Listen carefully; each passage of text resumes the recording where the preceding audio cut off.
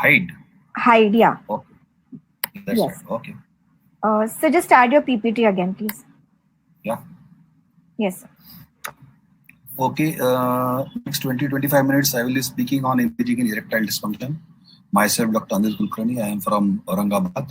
No financial disclosures, and I am grateful to my clinical team comprising of Dr. Abhay Mahajan, Dr. Devdutt Pannitkar, Vijay Devfale, who are urologists, and the other two gentlemen are psychiatrists in nature. These are the three articles which really has been helpful for me in preparing this talk. The one is Investigations of Erectile Dysfunction by D.V. Patel. The other one is a chapter from Aga Khan University, Karachi, Pakistan, that is Diagnostic Imaging in Evaluation of Erectile Dysfunction. And one is a review article from Korea. By definition, erectile dysfunction consists of the consistent and recurrent inability of a man to attain or to maintain penile erection sufficient enough for performance of a sexual activity. Clinically, the incidence is on rapid rise. Overall incidence is said to be 26 cases per 1,000 men. As the decades go on increasing from 40 onwards, the incidence goes on increasing, reaches to a peak of 47 in 6 decades.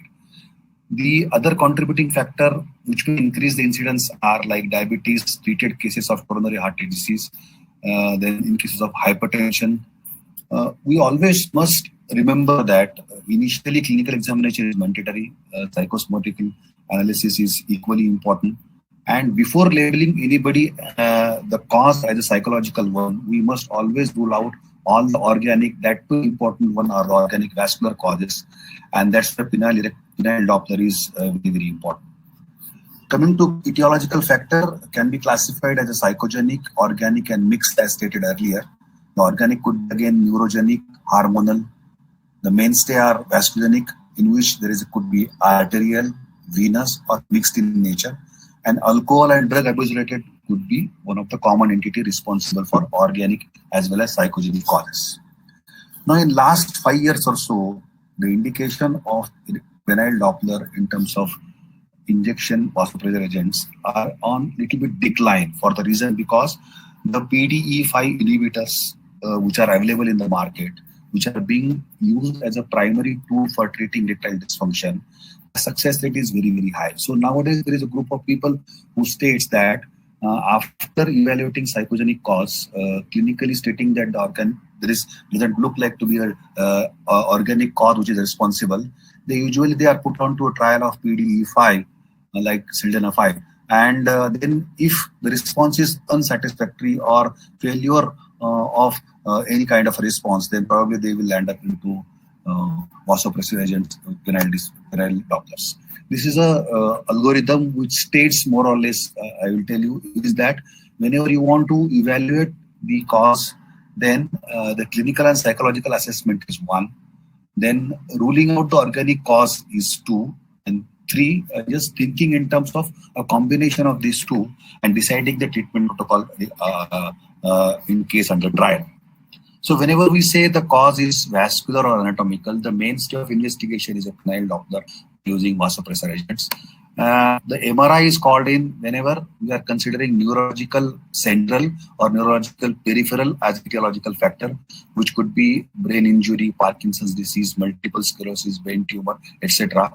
Or in cases of alcoholics, diabetes, or drug abuse, it could be peripheral neuropathy secondary to the underlying cause, which is responsible for the erectile dysfunction. So MRI is mainstay central and peripheral causes, whereas the vascular causes and anatomical causes, the mainstay of investigation is a penile color Doppler or penile color Doppler along with the vasopressor agents.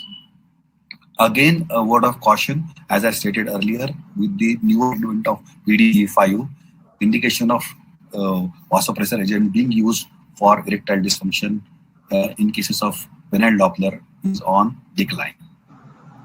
Now, when we say penile Doppler vasopressor agent as a mainstay, just to complete the list and just to mention the other modalities, angiography or the cavernography may be required whenever we are considering that the vascular cause or the arterial cause in the penile component are because of the proximal obstruction either in the pudendal artery or internal area. That is a primary vascular branch of the penile artery supply.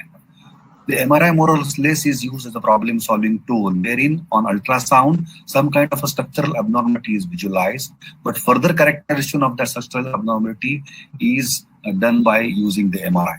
There are a few authors who suggest that MRI can be done in combination with pharmacostimulant agents that as we use it for in cases of erectile dysfunction assessment by doing penile injectable doctor.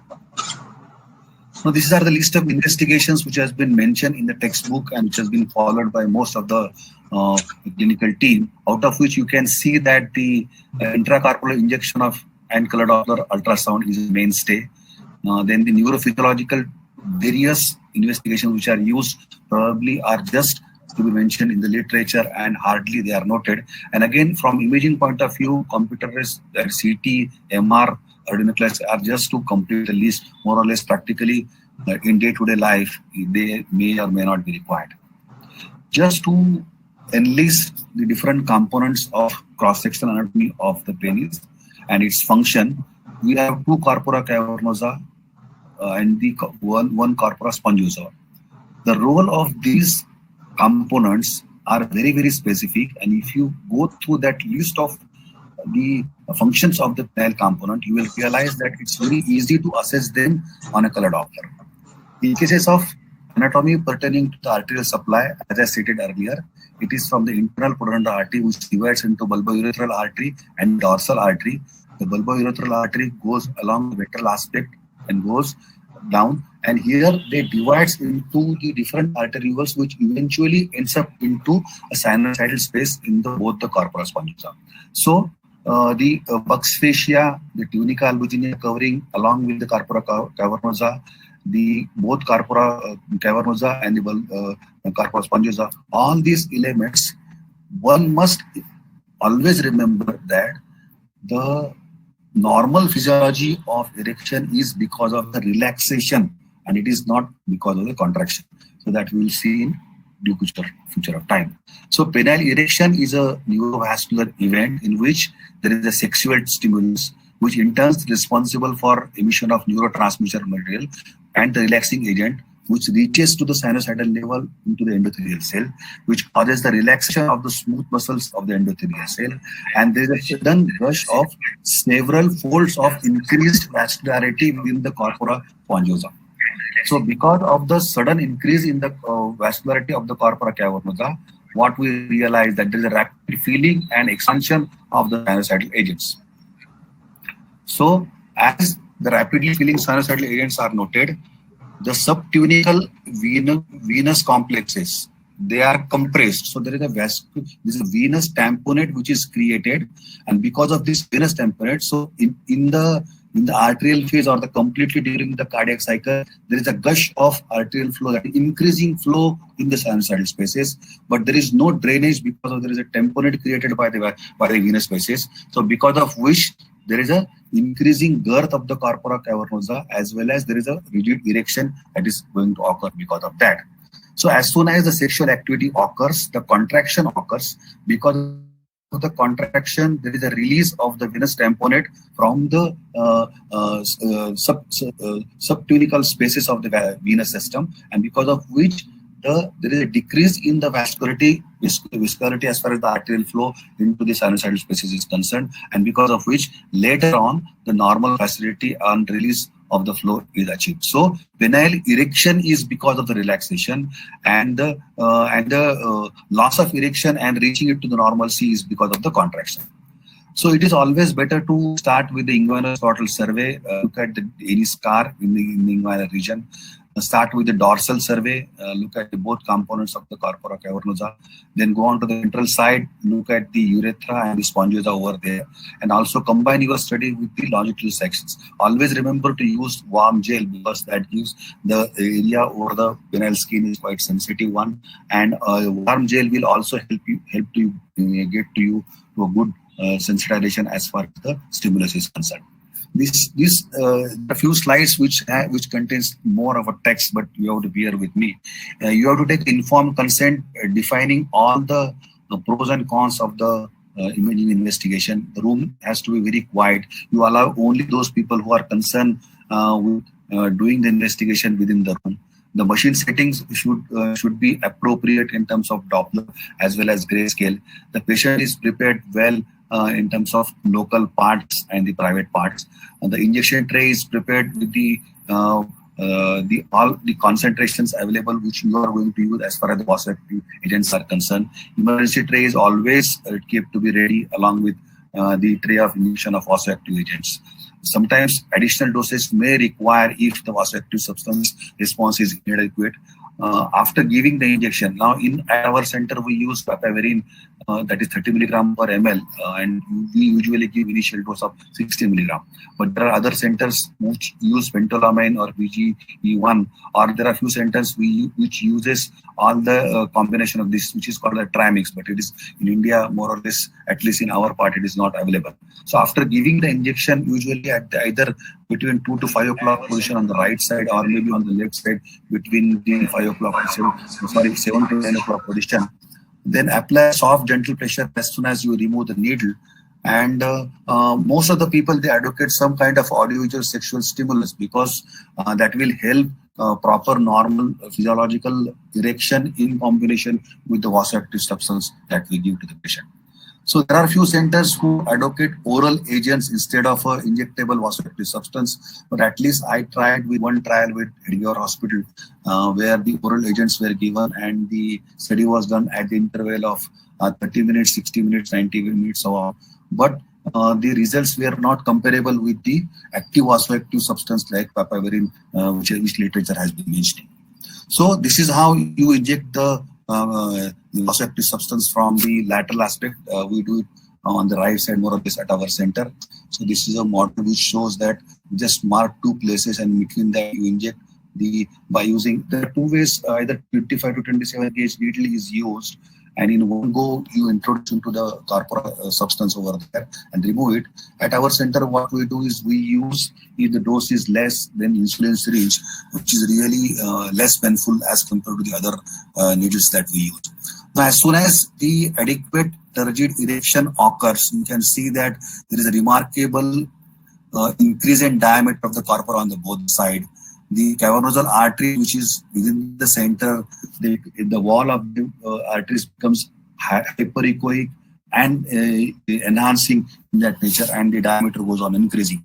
Again, this is because you must realize that it is because of the relaxation of the corpora rather than the contraction, and it's a venous tamponade which is causing no release of the flow into the systemic circulation. In continuing that scanning is always advocated on dorsal and ventral on both the sides. It is always advocated to record the images static and the cine loops both. The Doppler angle needs to be closer to 0, or whenever it is less than 60, it is gives better results. Machine needs to be same, because there was one trial in which they usually scan, the survey is done in one machine, the injection is done in second machine, and the all recordings are in the third machine. So it's not advocated. You have to do everything on one machine. Now, in terms of measurement, you take a cavernosal artery diameter in a flaccid state and different stages of erection. Then you corpora diameter, peak systolic velocity in mid-striatal, in the mid shaft or the base of the penis.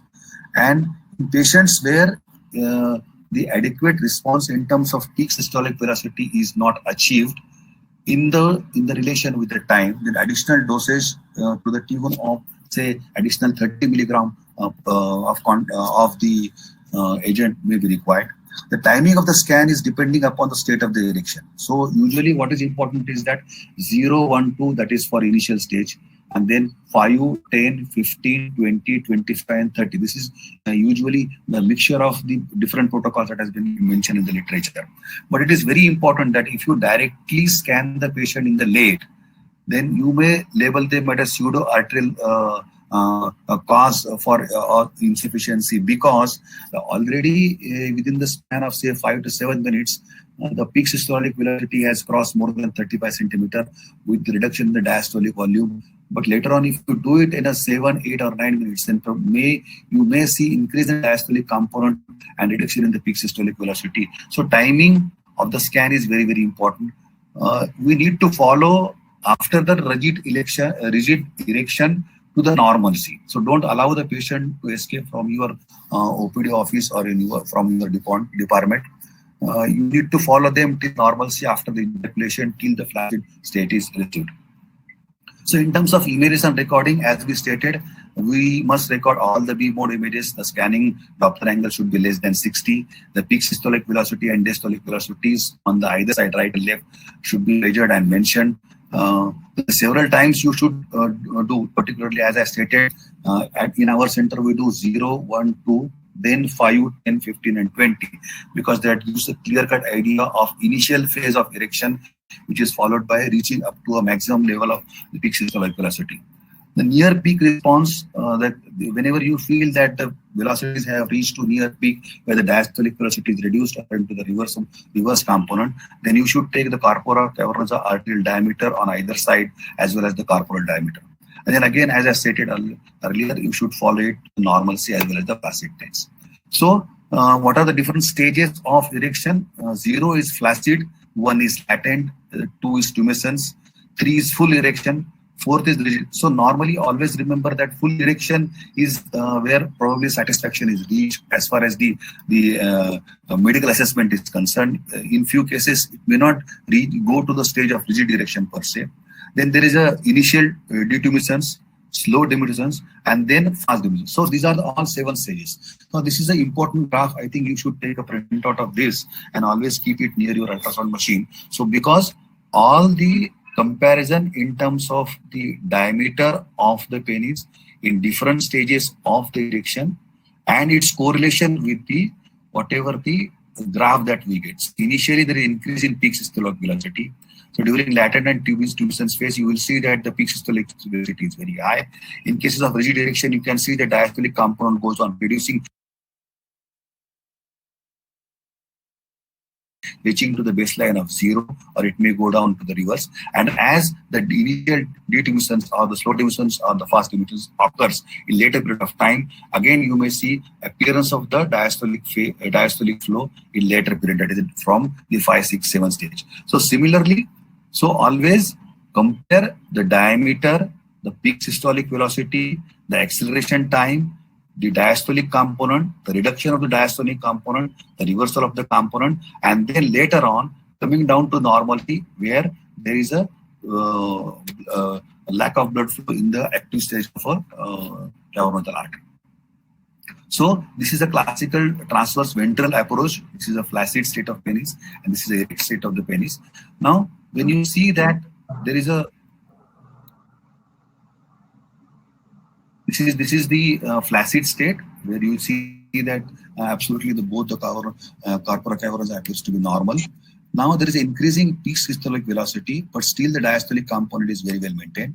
As the stage of erection goes on increasing, you will realize the diastolic component is reduced and still the peak systolic component is same. Now here again the diastolic component is reduced to a greater extent. Now the peak systolic velocity has reached to its maximum limit. So increasing peak systolic velocity, reducing diastolic velocity, and sometimes reaching to 0 or going down to the reversal side is a classical finding. Now here you can see the peak systolic velocity has reached to up to the 40 centimeters per second, and the diastolic component has reduced to a greater extent.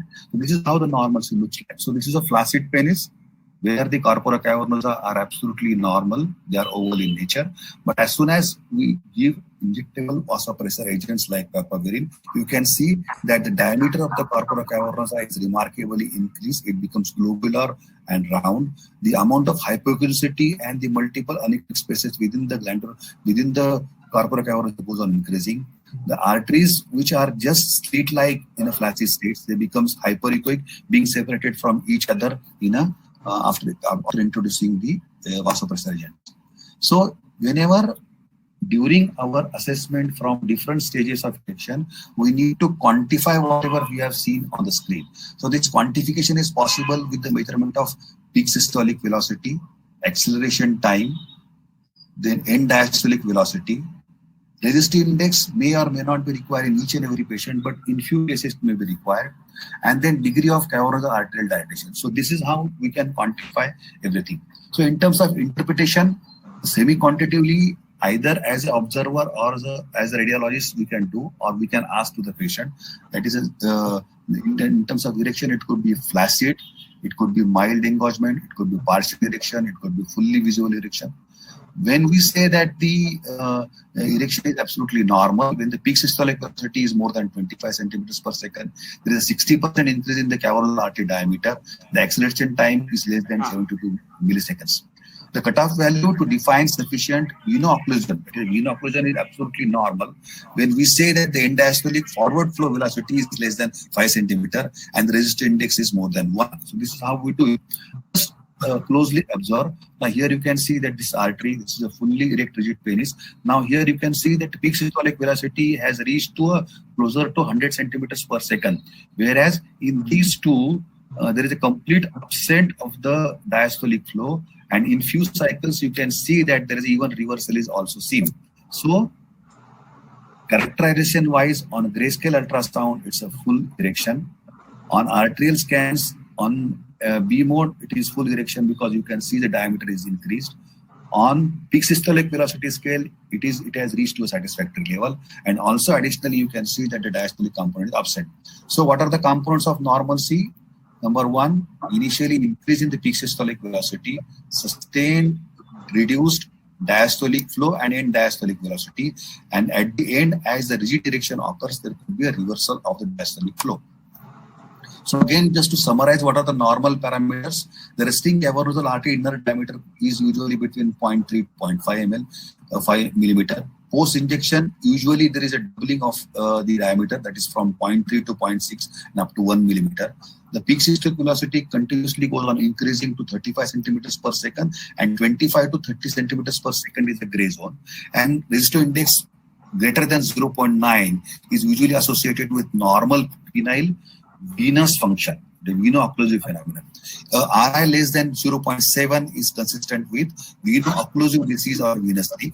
The end diastolic volume or end diastolic volume should be 0 or actually reverse whenever, but when there is a less than 5 centimeters per second, it should be considered as a normal.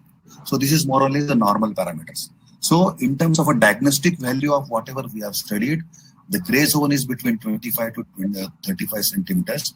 Venous incompetence, whenever the velocities are 5 centimeter to 7 centimeter or more. However, such threshold values of end diastolic can be misleading whenever the arterial insufficiency is present. So if there is arterial insufficiency is present, in these cases, the RI, as I stated earlier, in each every cases, RI may or may not be helpful. But whenever there is a arterial insufficiency and the end diastolic volume is more, that is 5 to 7 or more, in those cases, the RI index, which is 0.75, may be helpful in predicting the venous leg. That is very, very important. Now coming to arterial insufficiency. Now this is a classically what is described as a normal waveform in cases of erection. Now in case of arterial insufficiency, you can see that the peak systolic velocity has not reached to the level of 35 centimeters per second. It is closer to 18 or 20. There is a persistent diastolic flow and the end diastolic volume appears to be more. So this is a classically what is described as the arterial insufficiency. Now in case of venous leak, as we have stated earlier, the peak systolic velocity has not reached to 25 centimeters or 35 centimeters, not even to the gray zone. Here, initially you will find that the diastolic flow is absent, but in cases of venous leak, there is a persistent diastolic flow, which is always now in this patient it is closer to 10 centimeters per second. So anything which is more than 7.5 or for that matter more than 5 should be considered as a venous leak, provided that you are doing in a systematic protocol based fashion and it is not a pseudo appearance in the venous leak. Now coming down to complications of vasopressor agent injecting to the purpura, pain and inflammation are the commonest one. The soft tissue hematoma at the local site is one. So just apply gentle pressure over there, give some cold application over there so that you can reduce the pain, inflammation and soft tissue hematoma at the intestine. But what is most important, the departments or the clinical setups which are equipped to treat the priapism should always do this kind of a test, because priapism is a urological emergency. It is treated and the treatment is involving the aspiration or irrigation with the sympathetic agents. So initially you can apply just cold ice over there, just look at it. But if it's a persistent painful erection without sexual stimulus, then additional pharmacological agents like oral salbutamol or terbutaline may be useful. On many occasions, injectable phenylephrine may be required. At our center, usually what we do is that rather than waiting for oral agents like salbutamol or terbutaline, we directly aspirate the venous content. So as soon as you aspirate the venous content from the venous, either you can take 1 or 2 bold puncture over the glands, or you can take a scalp pen set and take a bold puncture over the glands and allow around 50 to 100 cc of blood to drain from the glands. There are a few centers who advocate drainage of venous blood from the dorsal vein of the penis as well. So as soon as the venous tamponade is released, the intracorporal pressure is reduced and the patient gets relief from number 1, erection as well as from pain. Now there are certain non-vascular penile lesions which needs to be mentioned. As we know, because of the trauma, the penile fractures are quite frequently seen. The penile fractures may lead to fibrosis. On many occasions, they may lead to calcification as well. The Peyronie's disease is a disease. It's nothing but a localized benign connective tissue disorder with unknown etiology. Few people, they say it is because of the vascular affection as well. It results into fibrosis and eventually leads to calcification. And it is involving the penile portion of the tunica albuginea. And then there is a Mondor's disease, which is characterized by thrombophlebitis of superficial dorsal vein of penis. So these are the non-vascular penile lesions, which also needs to be assessed during our assessment of erectile dysfunction. Now, this is how the classical calcifying plaque, which is noted. This is the long linear calcifying plaque, which is seen in cases of Peyronie's disease, and here it's a small plaque over there. Now, as we stated earlier, the fracture shaft penis and its complication may eventually lead to erectile dysfunction. So here you can see there is a small leak because of the tear in the corpora albuginea covering. Here is the same. You can see there is a little tear over there, and there is soft tissue. This is a soft into that region. So in acute stages, the hematoma is important, but due course of time, this hematoma and its complication may really lead to erectile dysfunction. So just to summarize whatever we have seen up till now, the penile Doppler parameters and diagnostic criteria are the most important criteria whenever we are using vasoactive substance for assessment of erectile dysfunction. So peak systolic criteria, end diastolic velocity criteria. So normalcy means more than 35 centimeters per second. Gray zone is 25 to 35 centimeters per second. And whenever it is less than 25 centimeters per second of peak systolic velocity, it is abnormal. The end diastolic velocity in cases of cavernosa artery, the normal is between less than 3 to 5 centimeters per second. Venous leak can be considered when there is more than 5 centimeters per second. The diastolic flow reversal, it's a reliable indicator stating that there is absolutely normal veno-occlusive mechanism. So whenever you see a complete reaching to zero or a reversal, that means the occlusive mechanism is absolutely normal. The deep dorsal vein of penis, normally it is less than 3 centimeters per second. A moderate or marked increase is considered when the flow is more than 10 to 20 centimeters per second or more than 20. So the arterial compliance in terms of increasing diameter, as I stated earlier, 60 to 75% increase in the diameter should be considered as a perfectly normal one. Again, resistive index is useful whenever we are considering venous leak as one of the important indicator. In those cases, the RI is less than 0.75. So whenever RI is more than 0.9 or almost closer to 1, we should be pretty sure that it's normal in nature. For the crux, I mean, from the examining point of view, we need to understand what is the physiology of erection, in which we must understand that it is the relaxation which causes the erection and not the contraction. And it is the contraction which causes the release of the erection and reaching to the normalcy. So contraction is responsible for relaxation of the penis as well as the relaxation or the reverse one is important for the erection. We must know what are the etiological factors responsible for erectile dysfunction, but always should remember that the organic causes and the vasculogenic causes, that is the arterial cause and the venous cause, are the most important one, for which the vasopressor agents used, that is intracorporeal injection and doing penile Doppler, is a mainstay of investigation. Imaging protocol, we must understand that in cases of patients who already had some trauma or peroneal disease, a normal color Doppler examination of a penis is more than sufficient, where we can state that it's nothing but a peroneal plaque which is responsible for the, it's an old organized hematoma adjoining the carpa which is responsible for the same. But in cases where the oral sildenafil is given or oral agents are already used, we are not considering psychosomatic cause as one of the cause, then all those patients will finally land up into assessment of erectile dysfunction by using vasopressor agents. Now, intracorporeal injections of penile Doppler technique is very, very important, and meticulous protocol-based fashion assessment is mandatory. We all must know the classical waveform starting from the flaccid state to fully rigid state and then coming down to normalcy.